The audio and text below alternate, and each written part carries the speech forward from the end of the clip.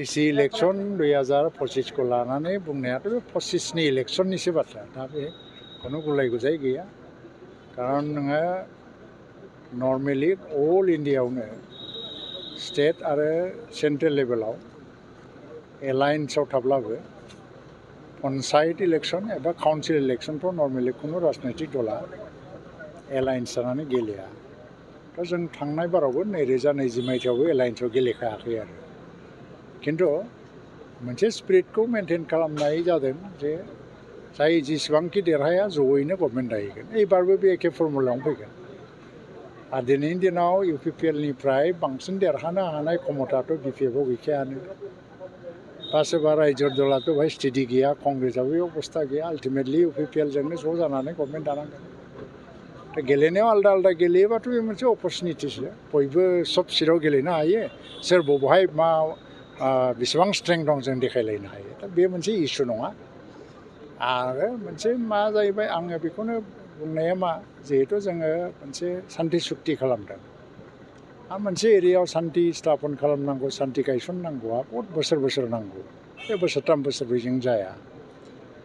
आरो जायफ्रा सुक्तियाव साखि बा साखर माने सहि होदोंमोन आसाम गभर्नमेन्ट भारत सरकार आरो एनडिएफबि आबसु बिसोरनो ज' मिलायनानै सान्थिखौ स्थायि खालामथारनांगोन थ' बेखौ जों गेजेराव रावबो गारनो हाया बेखौ बिजेपिआबो मिथियो गभर्नमेन्ट अफ इन्डिया मिथियो गभर्नमेन्ट अफ आसामाबो मिथियो दा ओंखायनो जों गेलेनायाव जेखि गेलेया आलदा आलदा गेलेलायबाबो देरहानाया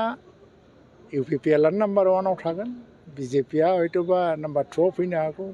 बिपिएफआ नाम्बार 3आव थांनो हागौ बा सोरबाया नाम्बारा पजिसनफ्रा सोलाय सोल'बो जानो हागौ 2, 3 बायदिसिना किन्तु इउपिपिएलजोंनो एलायन्सआव थानानै गभर्नमेन्ट सालायनानै एकर्डखौबो इमप्लिमेन्ट खालामनांगोन अब्लासोनो बाहाय पिसखौ एस्टाब्लिश खालामनाया पार्मानेन्ट जागोन लं टार्म जागोन मा अबस्थायाव बुंदोंमोन आं बुंनो रोङा बे बिटिसि सिङाव मा जाबाय थादों आजिखालि बहुद मानसिया राजनितिक सिकिउरिटि लानानैबो एसे फिउचारखौ लानानै बहुद सिन्था खालामग्रा जाबायथ' आं सानो बे गिदिर इस्यु नङा बेराफारसे जितु दुलाराय बर' फरायसा आफादनि जे आफादगिरि दिपेन बर' बिथाङा रिजनेल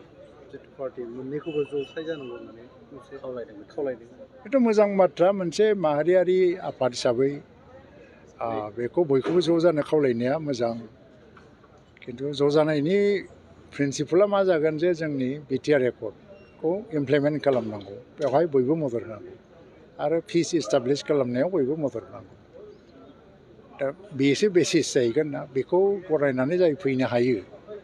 थ' बिसोरजों गोरोबलायनायावथ' जेबो आपत्ति गैया किन्तु दा बेयो बबे लेभेलाव सोरनि लेभेलाव मा डिसकासन जाबाय थादों जिहेतु आं बेखौ बुंनो हाथ'नाय नङा किन्तु दुलाराय बर' फरायसा आफादनिफ्राय नैबे समाव बेबायदि जि खावलायनाय हगारदों बेयो जोबोद मोजाङानो जादों